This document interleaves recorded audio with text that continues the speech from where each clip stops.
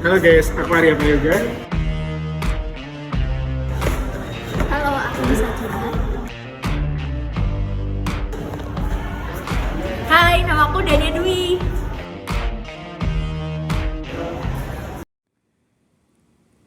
Gonjangan kala COVID-19 tidak hanya memberikan pengaruh terhadap kegiatan produksi maupun penjualan, tetapi juga berpengaruh terhadap aktivitas investasi perusahaan.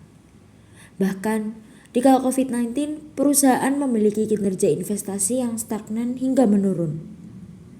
Lalu, bagaimanakah perusahaan menganalisis problem ini?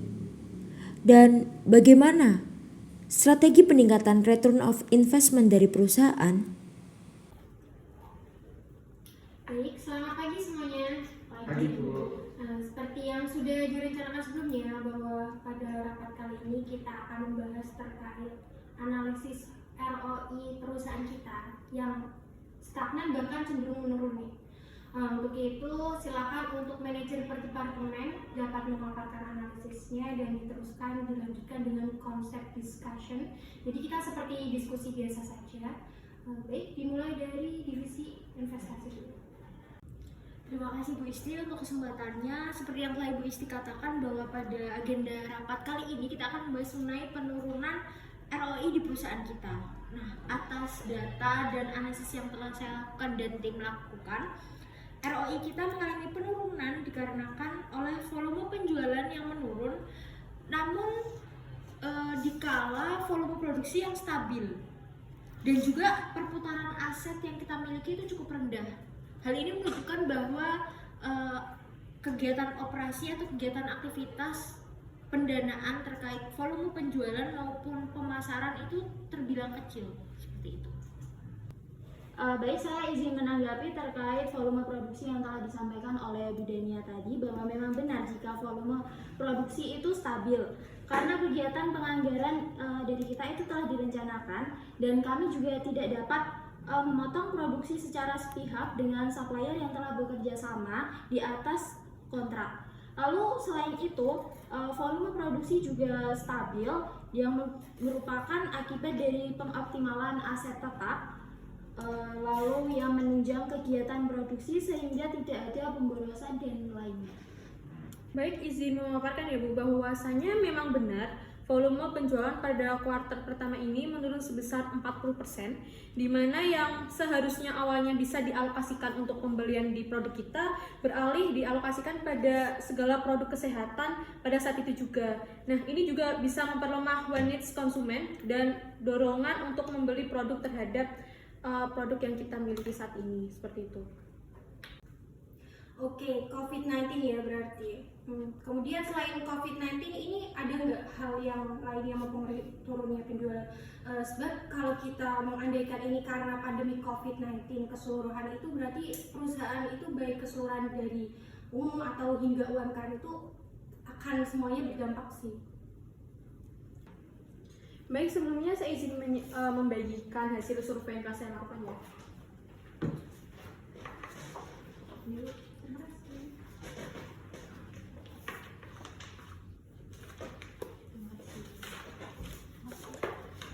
Baik, atas data dan survei lapangan yang telah saya peroleh tadi, munculnya pesaing produktif juga menjadi salah satu alasan di mana penurunan volume penjualan kita bisa terjadi. Jadi selain adanya pengurangan dari penjualan produk akibat COVID-19, dari pesaing juga dapat mempengaruhi dari hasil penjualan kita, di mana pesaing mulai mengelaborasikan produknya dengan kebutuhan situasi skala pandemik saat ini, seperti penurunan harga atas produk sehingga konsumen lebih mempertimbangkan dalam pembelian produk kita dengan produk pesaing, seperti itu. Baik, izin menanggapi Bu, saya dari pemasaran di sini juga cukup bertanggung jawab ya atas terjadinya penurunan volume penjualan perusahaan. Nah, di sini diakibatkan oleh beberapa kontrak yang sudah kita rencanakan secara offline dan mengeluarkan dana yang cukup besar, tetapi pada realisasinya kita laksanakan secara online. Nah, karena untuk menekan penyebaran COVID-19 seperti itu. Benar ya, saya juga ingat beberapa kontrak memang telah disetujui untuk dilakukan secara offline. Coba setelah ini lakukan screening terhadap kontrak yang telah disetujui dan lakukan rekontrak. Karena hal ini itu di luar situasi kedua belah pihak kan, ada term and condition yang dapat menganulir kontrak. Jadi saya akan mencoba simpulkan dari tadi kita diskusi, jadi problem kita adalah menurunnya volume penjualan yang diakibatkan oleh pemasaran yang belum optimal dan adanya pesaing, serta perputaran aset yang cukup rendah. Dan atas hal tersebut, adakah saran dari rekan-rekan untuk membantu? Baik, izin menanggapi Bu, dari saya dan tim telah melakukan evaluasi dan terdapat beberapa solusi yang dapat kita maksimalkan dalam pemasarannya ini digital marketing project. Konsep dari digital marketing project adalah mengusung konsep pemasaran melalui digital. Secara sederhananya dilakukan melalui berbagai platform yang ada baik secara publik maupun secara private gitu. Nah, kita dapat mengoptimalkan website yang kita punya untuk melakukan penjualan seperti itu, Bu. Nah, dari website tersebut dapat kita gunakan untuk menarik konsumen agar membeli produk kita seperti itu. Lalu selain itu, pengoptimalan di sini dapat kita lakukan melalui UI UX website yang akan memberikan experience yang baik bagi konsumen dan mempermudah flow aspek yang ada di website dari segi pembelian hingga refund seperti itu. Baik, izin menanggapi, saya sangat setuju dengan hal tersebut ya. Selain itu, platform publik seperti media sosial sangat dekat dengan para konsumen, sehingga akan dengan cepat untuk menarik konsumen meskipun sekedar mampir untuk melihat-melihat saja, seperti itu. Betul sekali Bu Dia, platform publik juga akan kami optimalkan seperti Instagram, Twitter, dan juga TikTok yang dalam waktu ini ketiga platform media sosial tersebut sedang memiliki engagement yang tinggi terhadap pengguna. Izin bertanya, jika ketiga platform tersebut dioptimalkan, apakah tidak terlalu berlebihan ya? Apakah konsumen tidak akan kebingungan atas informasi yang diberikan dari ketiga platform tersebut? Baik, dari ketiga platform tersebut tentunya memiliki konsep dan juga goals masing-masing ya Bu Dia. Seperti contohnya Instagram, pada Instagram kita akan Instagram tersebut akan menjadi platform katalog yang berisi konten tips dan trik yang dapat dilakukan dengan produk kita. Lalu pada TikTok kita akan mengisi konten-konten yang menarik, yang terkini dan juga yang nantinya akan dikolaborasikan dengan produk. Sementara di Twitter akan menjadi wadah dan juga tempat untuk branding produk kita. Tentunya pada setiap tiga media sosial tersebut memiliki pasar dan juga mangsa masing-masing yang ada pada produk kita seperti itu Bu Dia. Jadi saya izin menanggapi ya terkait dengan pesaing produk. Jadi dari unit produk ini akan mengevaluasi mengenai produk serta melakukan screening dan analisis unique selling produk yang ada. Jadi melalui USP atau unique selling produk ini kita akan memiliki kekuatan dan keunikan yang hanya dimiliki oleh produk kita, sehingga hal tersebut itu akan mendorong konsumen untuk membeli produk yang kita jual, sehingga akan membedakan produk kita dengan kompetitor. Selain itu, relevansi produk dengan konsumen itu akan ditingkatkan sehingga akan mendorong konsumen melakukan pembelian dan penjualan juga akan meningkat. Izin menanggapi terkait tadi sudah dibahas mengenai volume penjualan, pemasaran dan juga produk. Di sini saya akan membahas mengenai perputaran aset kita yang rendah. Hal ini dikarenakan sebelumnya kita melakukan investasi atas aset tetap yang berguna untuk menunjang kegiatan produksi. Oleh karena itu, perputaran aset kita menjadi lebih rendah dan ya secara sederhananya tidak teralokasikan bagi pemasaran maupun penjualan, tapi pada volume produksi perusahaan. Hal ini terjadi dikarenakan sebelumnya penjualan mengalami lonjakan yang cukup signifikan sehingga perusahaan menginisiasi dan berinvestasi pada kegiatan produksi untuk memenuhi permintaan dari konsumen. Seperti itu.